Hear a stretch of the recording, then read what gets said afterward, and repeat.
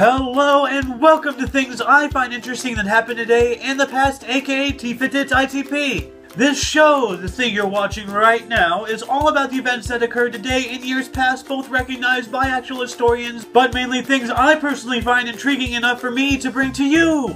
The source of all this information, of course, comes from the smart device application on this day, the icon of which is shown as cutoff prevention at the beginning and end of this video. And you can also check the underbar for a direct link. The music in the background is Pacific Sun by Nicolai Heidlas Music, which I found on the YouTube channel No Copyright Music.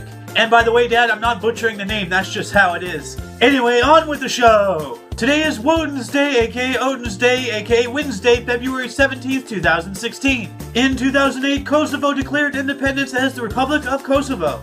In 1996, NASA's Discovery program began as the Near-Schumacher spacecraft lifted off on the first mission to orbit and land on an asteroid, which was 433 Euros. Also in 96, in Philadelphia, world champion Garry Kasparov defeated the Deep Blue supercomputer in a chess match. And when the machines start their inevitable revolution, they will not forget that.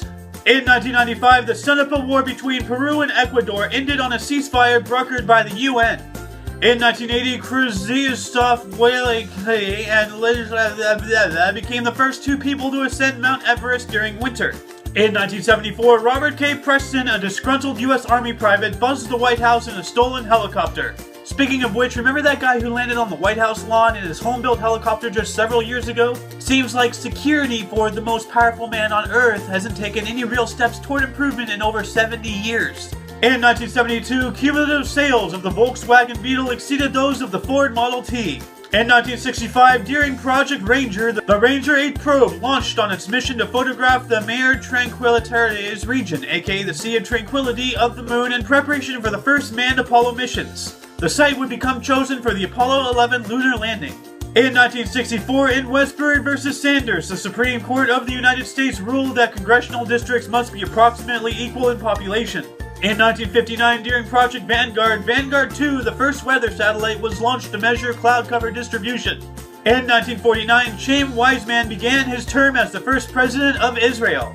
In 1944, during World War II, Operation Hailstone began, in which U.S. naval, air, surface, and submarine attacks against Truk Lagoon, Japan's main base in the Central Pacific. This occurred in support of the Ainwutak invasion, which would conclude with victory for the U.S. on February 22nd. In 1933, Newsweek magazine was first published. Also in 1933, the Blaine Act ended prohibition in the United States. In 1913, the Armory Show opened in New York City, displaying the works of artists who were to become some of the most influential painters of the early 20th century.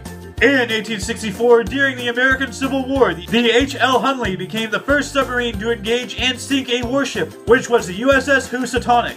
In 1863, a group of citizens of Geneva founded an International Committee for Relief to the Wounded, which would later become known as the International Committee of the Red Cross. In 1801, an electoral tie between Thomas Jefferson and Aaron Burr was resolved when Jefferson was elected President of the United States and Burr as Vice President by the U.S. House of Representatives. And in 1753 in Sweden, February 17th was followed by March 1st as the country moved from the Julian to the Gregorian calendar.